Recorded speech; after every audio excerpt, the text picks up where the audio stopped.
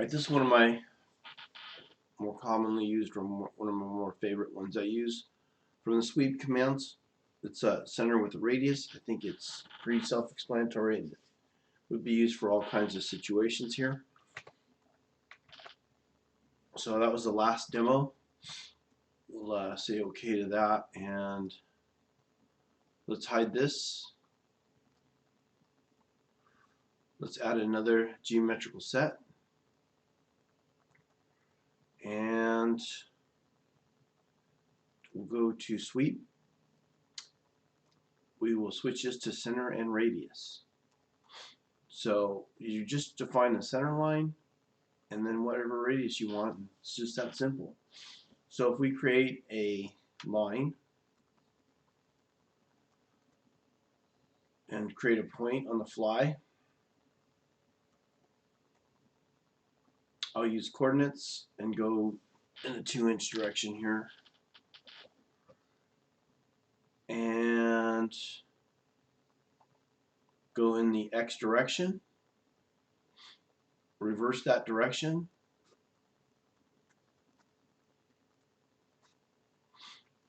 select OK. It simply asks for a radius. I'll do a 1-inch radius. It's just going to be a 2-inch diameter tube. That's all there is to it. You can simply change that radius to whatever size you want. And it's just that simple. Some of you are asking, well, how does that differ from the cylinder command? And we'll create a point over here on the -2 and go in the direction of Z.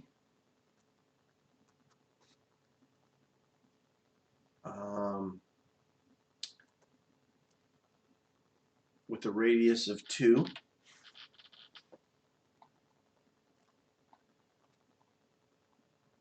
Where did I put that point?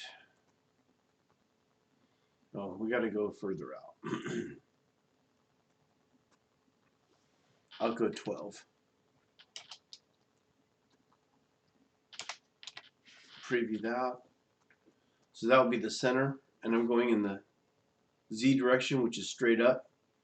Length number 1 is 1 inch. Okay, length number 2 is 7 inches. And length number 1 is 7 inches. It's going from that and in the direction of the arrow, 7 inches. Length number 2 will go down. It goes in the exact opposite direction of the arrow.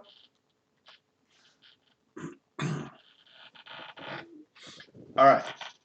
So the thing that really differs here is when you're doing the cylinder command, you are establishing your lengths, regardless as to what you're using for the center line.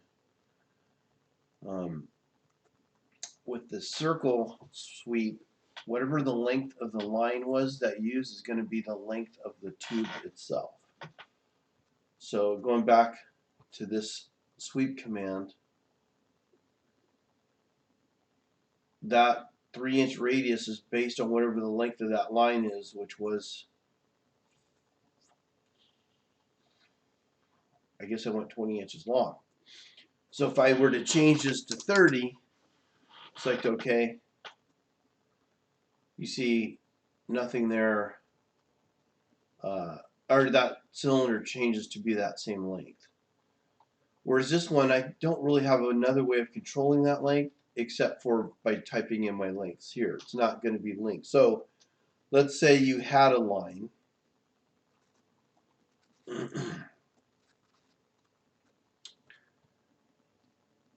And I'll create this line. I'll go 10 inches in Z.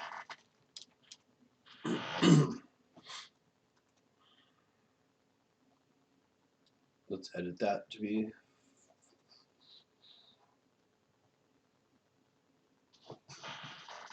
-20.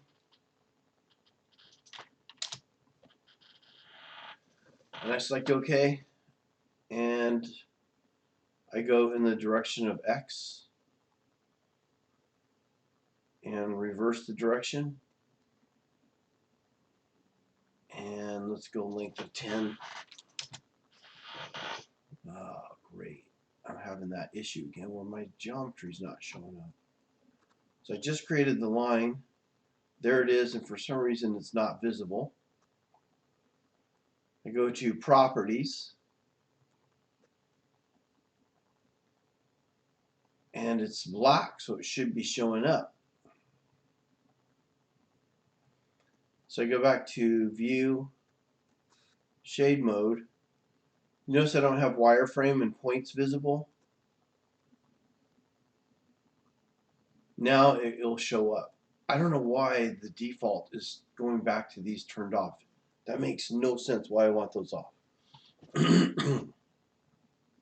Excuse me. So anyways, I've created a line. If I use the surface cylinder command,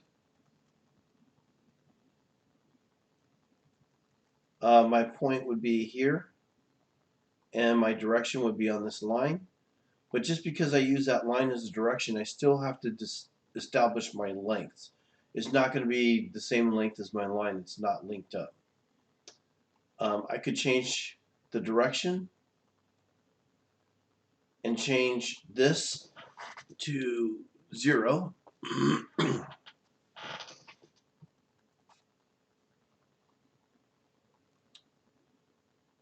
Let's say okay. It's for some reason it wasn't previewing. So see, it's not as long as that line. Now I think I did a length of 5 inches. You know, I can't even remember what I did. 10 inches. So if I click on this, I could just edit that length to 10 inches. So it's the same length as that line. Now if I change the length of that line to 15, it doesn't hold that like it did on this other sweep surface. However, I could link it. If I double click this, instead of a length, you can right click and use the measure command, and I'll use measure item. And what I'll do is I'll measure the length of this item. That kicked me out. Try that again. I'm going to use measure item and select this line, and it measures the length of that line, but not only does it measure it, you'll see that the length is now grayed out, and there's a little measure command telling me that it's linked to this measurement. So I select OK. If I edit this line back to 10, the length of the surface automatically follows it. If I edit this length of that line back to 20, it's red because it's wanting me to update. So I got to turn on my automatic updates or hit update here, and it updates it to be the same length. So again, I'll change that to 30. If it doesn't automatically update because you don't have that set up in your preference, just hit the update button and it'll update that surface to be linked. So you might be wondering, why then would I ever use the sweep circle command? It seems like I could do the same thing with this cylinder command. Let's go back to sweep, circle center radius, and what I think is great is we can create a spine, and then we'll just insert some points. Create a point. On a plane, I'll just use the XY plane again. It's the easiest for me. I'll just grab a point, create a point on this XY plane. I'm just going to get it out past there. Create another point.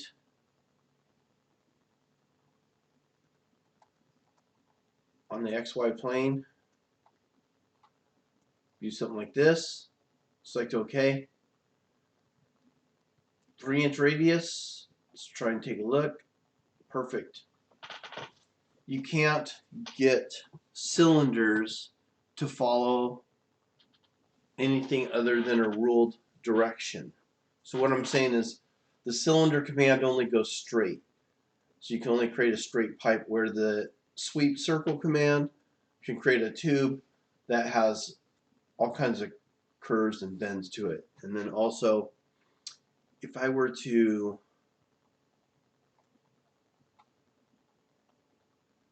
pop open this cylinder I just made, opened up that, there's my points. I should be able to double click that and add another point. Create wireframe. And again, I'll do that on the XY plane. I'll put a point way over here, and you'll see it just easily changes the shape of that tube to follow whatever I'm doing. We'll do it again, just add another point.